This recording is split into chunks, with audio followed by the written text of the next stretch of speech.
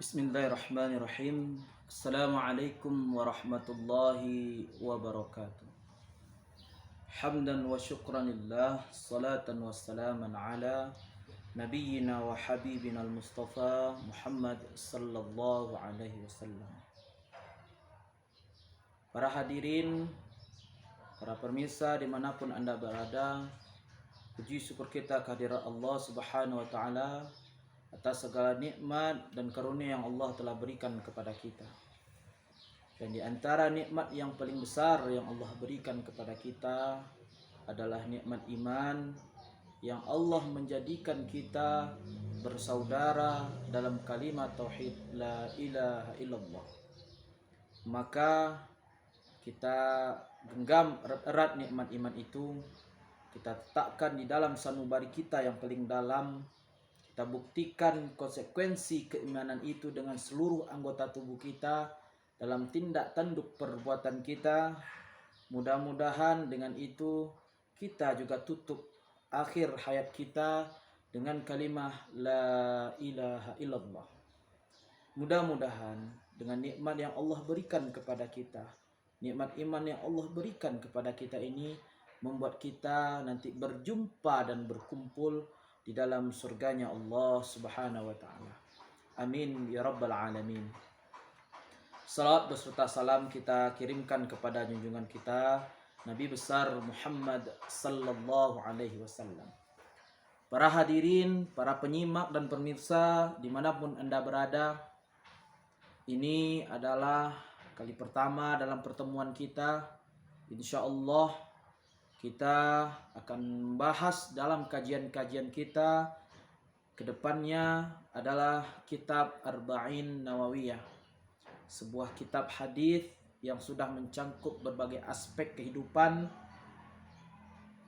sebagai salah satu bukti cinta kita kepada Rasulullah Sallallahu Alaihi Wasallam, tentu dengan mempelajari dan mentadabburi perkataan-perkataan Rasulullah Sallallahu Alaihi Wasallam, mengamalkan apa-apa yang telah beliau ajarkan kepada kita.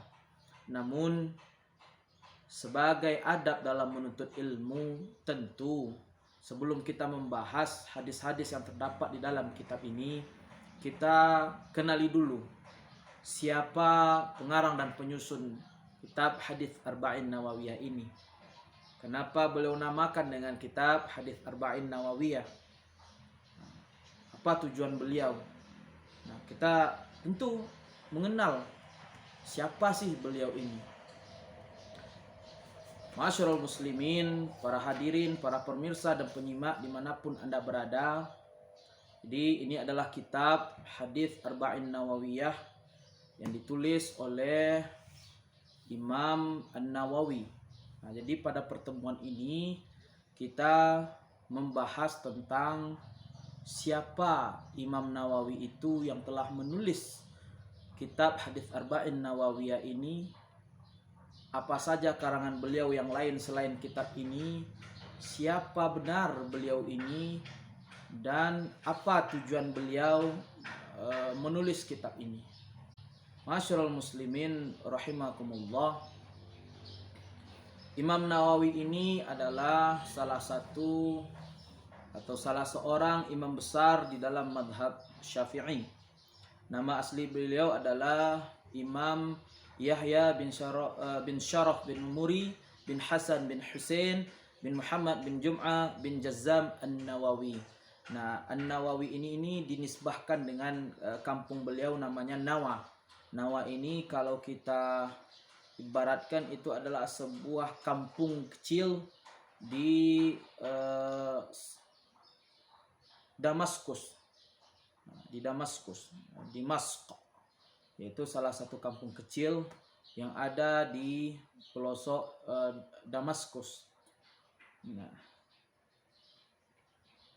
kemudian beliau dilahirkan di fil ashril awsat minal Muharram, pada 10 pertengahan pada bulan Muharram pada tahun 631 Hijriah.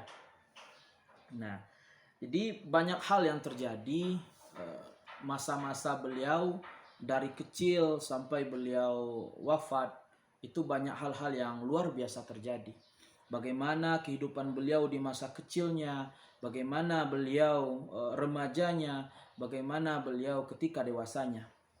Para hadirin, para penyimak dan pemirsa dimanapun Anda berada, jadi ketika Imam Nawawi ini berumur 7 tahun, ya kira-kira 7 tahun, beliau pernah bermimpi. Nah, ketika itu pada malam 27 Ramadan. Ketika beliau berumur 7 tahun, nah, beliau bermimpi dan itu adalah malam ke-27 Ramadan. Kemudian di dalam mimpinya beliau bangun. Nah, mimpi terus bangun. Nah, ketika beliau bangun itu dilihatnya seluruhnya cahaya itu putih. Putih semuanya, putih. Nah, ini terdapat di dalam kitab-kitab itu jelas. Putih, semuanya cahaya sangat putih. Nah, maka beliau bangunkan seluruh keluarganya, dibangunkan ayahnya, dibangunkan bibinya, dibangunkan seluruh rumah itu. Nah, ketika itu dia, ya abati, ma hadzal daw alladhi mala'ad dar. Jadi beliau bertanya kepada ayahnya, wahai bapakku, apa yang terjadi? Kenapa semua lantai ini dipenuhi cahaya? Ketika keluarga beliau sudah bangun semuanya, tidak ada melihat apapun. Nah, maka barulah esok harinya maka dikatakan faqala waliduhu fa'araftu annaha lailatul qadr. Bahwa itu adalah malam Lailatul Qadar. Jadi beliau orang yang pernah menyaksikan malam Lailatul Qadar. Nah, Lailatul Qadar ini kadang ada yang bisa dilihat secara zahir, ada juga yang langsung. Jadi nggak bisa juga ada yang mengatakan Lailatul Qadar itu semua bersujud segala macam. Karena orang-orang yang mendapatkan Lailatul Qadar itu ada orang-orang yang pilihan dari Allah Subhanahu wa taala. Dan bagaimana Lailatul Qadar itu tentu berbeda-beda setiap orang yang akan mendapat yang sudah dipilih oleh Allah Subhanahu wa taala. Nah, ketika beliau berumur 10 tahun, Imam Nawawi ini berumur 10 tahun. Nah, ada sesuatu hal yang beda ketika anak-anak usia 10 tahun, 7 tahun, 8 tahun, nah pokoknya masih usia anak-anak itu tentu cenderung untuk bermain, cenderung untuk bersenda gurau dengan teman-temannya. Nah, Imam Nawawi ini agak beda. Beliau tidak suka bermain-main dengan temannya, itu beliau tidak suka. Beliau lebih suka membaca. Beliau lebih suka membaca Quran. Nah, sampai suatu ketika di sebuah warung, orang tua beliau membawanya ke warung, bertemu seorang guru atau syekh. Nah, kemudian syekh ini berkata kepada bapaknya ini, ketika itu Imam Nawawi ini di warung itu beliau senantiasa membaca Quran. Maka apa kata syekh ini? Hadha as-sabi yurja an yakuna a'lama ahli zamanihi wa azhadahum wa yanfa'ahu an-nas bihi. Jadi anak kamu ini, kata syekh ini yang datang, dia akan menjadi orang yang paling alim di zamannya, orang yang paling zuhud di zamannya, dan orang-orang nanti pada zamannya ini akan dapat banyak sekali mengambil manfaat, banyak sekali mengambil ilmu dari anakmu. Kemudian tentu, kenapa bapak ini ngomong seperti itu? Ditanya sama bapaknya Imam Nawawi ini, amunajjimun anta? Apakah kamu seorang ahli nujum? Apakah kamu seorang tukang ramal? Nah, maka dijawab oleh syekh ini, fakultu la, saya bukanlah orang yang tukang ramal, tetapi walakin Allah antaqani bidzalik. Tetapi rasa-rasanya Allah itu membisikkan seperti itu kepada saya, bahwa anakmu ini nanti akan menjadi lelaki yang hebat, orang yang ilmunya luas, dan orang di zamannya bahkan setelah zamannya itu akan mengambil manfaat dari anakmu ini kelak. Maka beliau syekh tadi itu berwasiat untuk menjaga Imam Nawawi ini baik-baik kepada bapaknya. Setelah kejadian itu langsung Imam Nawawi ini memang ya diserahkan kepada guru-guru orang terbesar di Damaskus oleh bapak beliau. Kemudian juga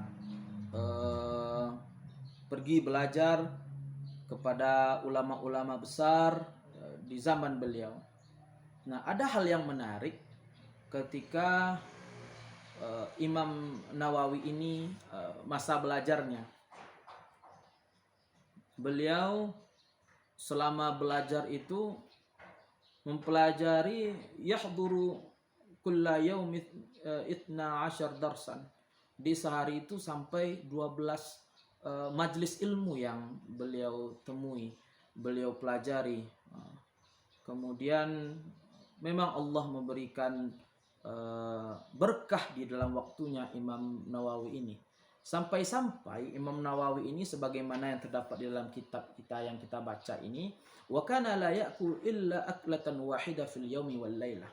Bahkan karena saking sibuknya Imam Nawawi ini dalam menuntut ilmu, beliau hanya sempat makan itu hanya satu kali sehari. Sehari semalam itu hanya satu kali. Yashrabu inda sahri, dia minum di saat waktu sahur, syurbah yaj'alu suhuran. Ya, minum itu kemudian itu dijadikan sahur, nanti langsung memang beliau disibukkan dengan ilmu-ilmu. Beliau dewasa ketika karya-karya beliau sudah banyak. Ya, ada banyak di antara karya beliau yang memang menjadi rujukan di dalam mazhab Imam Syafi'i. Di antaranya adalah kitab Al-Minhaj, itu di dalam mazhab salah satu pegangan utama di dalam mazhab Syafi'i. Kemudian ada syarah Sahih Bukhari, ada syarah Sahih Muslim, ada Riyadhus Shalihin. Ini sangat masyhur di Indonesia. Riyadhus Shalihin. Ada juga Al-Adhkar, buku-buku zikirnya Imam Nawawi, At-Tibyan, dan juga termasuk buku kitab yang sedang kita pelajari ini, yaitu Arba'in Nawawiyah atau Al-Arba'una An-Nawawiyah. Nah, jadi suatu ketika beliau sudah usia dewasa, banyak sekali orang yang ingin bertabarukan, ingin mengambil manfaat dengan Imam Nawawi ini, ingin menjadikan beliau menantu. Datang ini. Beliau tidak mau. Beliau terlalu disibukkan oleh ilmu ini. Jadi suatu ketika, nah ini Imam Nawawi ini termasuk salah satu ulama uzzat, ulama yang mementingkan ilmu daripada pernikahan. Nah, jadi pernah suatu ketika di dalam riwayat itu diceritakan ketika datang seorang melamar, beliau sebelumnya tidak mau, karena ini adalah yang pokok apa juga, akhirnya beliau minta waktu. Diambil, beliau istikharah. Dicobanya dalam istikharah itu, fokus beliau untuk istikharah terhadap wanita ini. Ternyata tidak bisa. Ternyata selama beliau memikirkan wanita ini, tidak ada ketenangan di dalam hati beliau. Justru yang dipikirkan beliau adalah kitab dan kitab. Buku dan buku, bacaan ilmu, majelis. Enggak tenang hati beliau, enggak tenang hati Imam Nawawi ini. Sehingga beliau putuskan, ternyata cintaku terhadap ilmu jauh lebih besar terhadap cintaku terhadap wanita dan dunia ini. Subhanallah, Masya Allah. Inilah Imam Nawawi yang luar biasa, yang insya Allah kita akan pelajari karya beliau. Dalam hal ini adalah hadis yang sudah dihimpun oleh beliau di dalam kitab hadis Arba'in Nawawiyah ini. Nah, kemudian beliau mengatakan di dalam kitab ini alasan-alasan kenapa beliau memilih hadis-hadis yang ada ini. Di sini dikatakan bahwa diantaranya adalah ini faqad rawaina an Ali bin Abi Thalib wa Abdullah bin Mas'ud wa Mu'adz bin Jabal sampai ke bawah.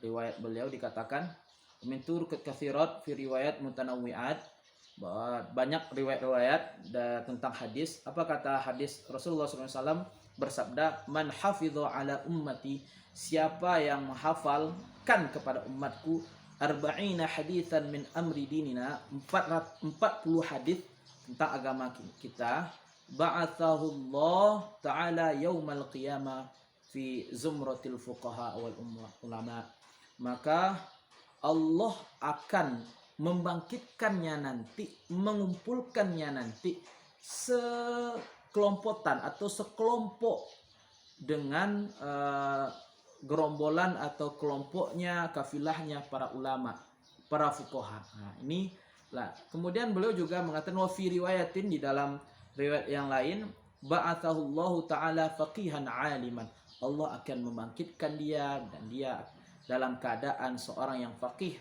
orang yang paham dengan agama, aliman, yang berilmu. Dan dalam riwayat Abu Darda dikatakan wa kuntu lahu yaumal qiyamah syafi'an wa syahidan. Allah mengatakan, Rasulullah mengatakan bahwa aku nanti di hari kiamat, bagi yang menghafalkan kepada umat ini 40 hadis, syafi'an, pemberi syafaat, wasyahidan, Allah Rasulullah akan menjadi penyafaat dan juga saksi atas kita nanti. Kemudian di Ibnu Mas'ud dikatakan udkhul min ayyiba abwabil jannah syi'ta. Jadi nanti kalau seandainya ketika kita sudah dibangkitkan, akan dikatakan nanti itu, masuklah di dalam surga apapun, dari pintu manapun yang engkau sukai. Udkhul fi ayyi abwabil jannah syi'ta. Itu katanya. Itu dalam riwayat Ibnu Mas'ud. Nah, sedangkan di dalam riwayat Ibnu Umar, kutiba fi zumratil ulama wa husira fi zumratil syuhada. Nah, jadi kita dibangkitkan ya sama dengan yang riwayat tadi. Kita dibangkitkan di kelompok sebagai kelompok orang ulama, dikumpulkan bersama para syuhada. Nah, dan kata Imam Nawawi, ulama-ulama banyak mengarang hadis arba'in yang berkait, landasannya itu riwayat-riwayat yang sudah kita bacakan tadi, yang sudah kita sampaikan tadi. Inilah landasan-landasan mereka. Nah, di antaranya yang sudah mengarang hadis arba'in juga itu adalah Abdullah bin Mubarak, kemudian juga Muhammad bin Aslam At-Tusi, kemudian juga Hasan bin Sufyan An-Nasawi. Para hadirin yang dirahmati oleh Allah, kemudian maka termotivasi inilah kemudian Imam An-Nawawi juga menulis kitab yang berisi 40 hadis, namun hadis ini mencangkup seluruh aspek kehidupan kita. Nah, sebelumnya itu ada 4 hadis arba'in ya. Tsumma minal ulama man jama' arba'ina fi usuluddin. Ada para ulama yang mengumpulkan 4 hadis khusus membahas tentang masalah-masalah usul. Kemudian ada juga yang membahas tentang masalah furu', ada yang tentang 40 hadis tentang khusus membahas masalah jihad, ada juga yang tentang 40 hadis membahas tentang masalah zuhud, ada juga yang tentang adab, ada juga yang tentang pokoknya spesifikasi tertentu. Nah, sedangkan Imam Nawawi di dalam kitab Hadis Arba'in Nawawiyah ini beliau menulisnya mencangkup segala aspek kehidupan. Nah, ya, mungkin nanti dimulai itu bagaimana dengan niat pada hadis pertama, kemudian apa itu iman, bagaimana kita menahan amarah, dan kemudian Imam Nawawi mengatakan thumma altazimu fi hadhihi arba'in, aku berkomitmen di dalam menulis hadis arba'in ini, hadis kitab Arba'in Nawawiyah ini, kata Imam Nawawi, antakuna sahihatan, adalah hadis-hadis yang sahih, wa mu'dhamuha fi sahihai al-Bukhari wa Muslim. Pada umumnya hadis-hadis yang ada di dalam kitab hadis Arba'in Nawawiyah ini adalah hadis-hadis yang terdapat dalam Sahih Bukhari dan juga Sahih Muslim. Namun sebagian ininya sengaja diinikan biar kita lebih gampang memahami, mempelajari dan mentadaburi hadis-hadis ini. Nah, inilah sekilas tentang hadis Arba'in Nawawi, tentang Imam Nawawi. Kenapa beliau, siapa beliau itu sudah terjawab dalam penjelasan kita tadi. Kapan beliau lahir, bagaimana beliau kecil, bagaimana beliau remajanya, bagaimana beliau besarnya, apa saja karangan-karangan beliau yang lain yang sudah saya sebutkan tadi. Di antaranya yang paling masyhur di kita Indonesia adalah kitab Riyadhus Shalihin. Di dalam hadis ada juga Al-Minhaj di dalam fikih Imam Syafi'i. Nah, dalam fikih mazhabnya Imam Syafi'i. Jadi beliau ini tidak hanya ahli hadis, tetapi juga penguat atau pengokoh mazhab Imam Syafi'i. Jadi banyak tajdid atau tajdid wa taqwim. Istilahnya adalah pembaharuan dan penguatan yang ada pada mazhab Syafi'i yang digagas oleh Imam Nawawi ini. Jadi beliau adalah orang yang luar biasa, yang kita insya Allah akan mengambil manfaat dari hadis yang sudah beliau kumpulkan di dalam hadis kitab Arba'in Nawawiyah ini. Terdapat 42 hadis yang mencakup segala aspek kehidupan kita. Mungkin itu saja untuk pertemuan kita kali ini. Insya Allah pekan depan kita akan sambung membahas hadis pertama, yaitu hadis tentang niat. Bagaimana kita dalam menjalani kehidupan ini. Yang pertama tentang niat. Apa itu urgensi niat itu bagaimana, atau pentingnya niat itu apa. Nah, itu kita akan sampaikan dan kita jelaskan pada hadis pertama, yaitu al-a'malu binniyat. Kita tutup pertemuan kita dengan membacakan doa kafaratul majlis. Subhanakallahumma wa bihamdika asyhadu an la ilaha illa anta astaghfiruka wa atubu ilaik. Wassalamualaikum warahmatullahi wabarakatuh.